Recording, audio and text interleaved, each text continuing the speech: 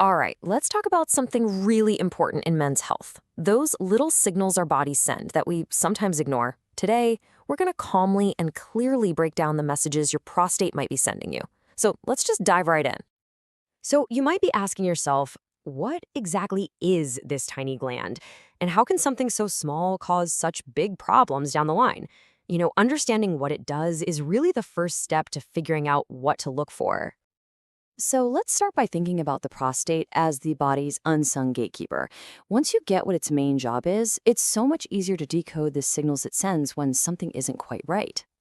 So what are we actually dealing with here?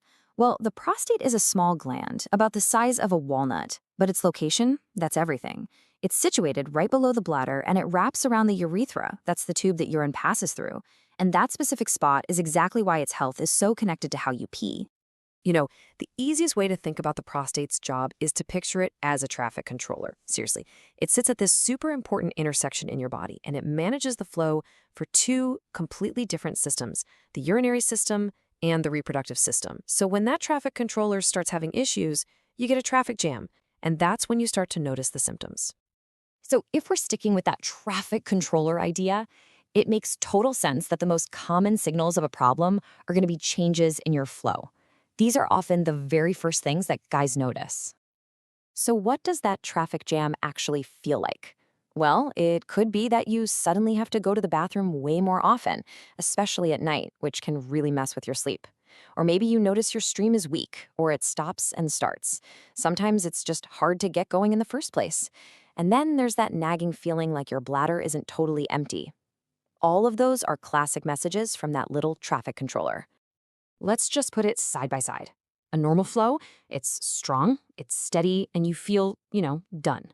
A restricted flow, on the other hand, is often weak, it's kind of stop and start, and it can leave you with that really frustrating feeling of not being quite finished. It's a difference you can definitely feel. But listen, the signals aren't always about flow. It's also really important to pay attention to other messages your body might be sending, and those can involve actual pain or discomfort.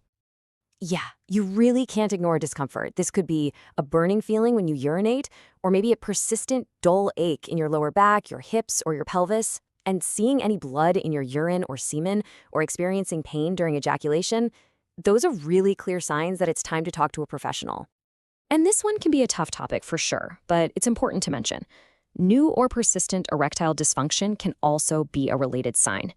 It's all part of this complex, interconnected system, right? So a change in one area can absolutely point to an issue with the prostate. Now, if any of this is sounding a little too familiar, it is so important to remember you are not alone in this. Not even close.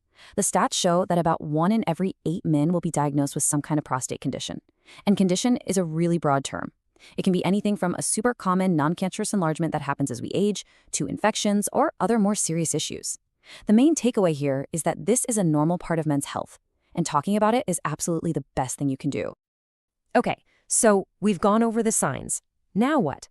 What comes next? Let's talk about how to turn those signals into simple, manageable actions. This isn't about getting worried. It's about being proactive.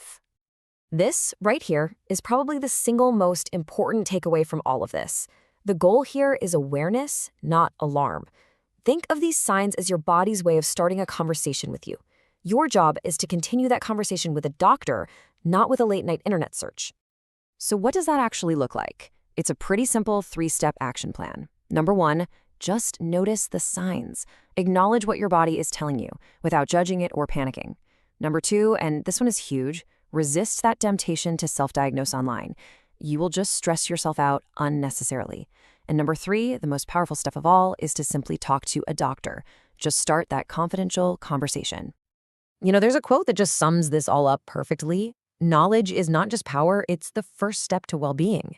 And honestly, just by listening to this and understanding these potential signals, you've already taken that crucial first step. So, we'll just leave you with this final thought. Your body is sending you signals all the time. The real question is, are you listening? Paying attention is the absolute foundation of taking control of your health. Take care of yourselves, and thanks for joining us for this explainer.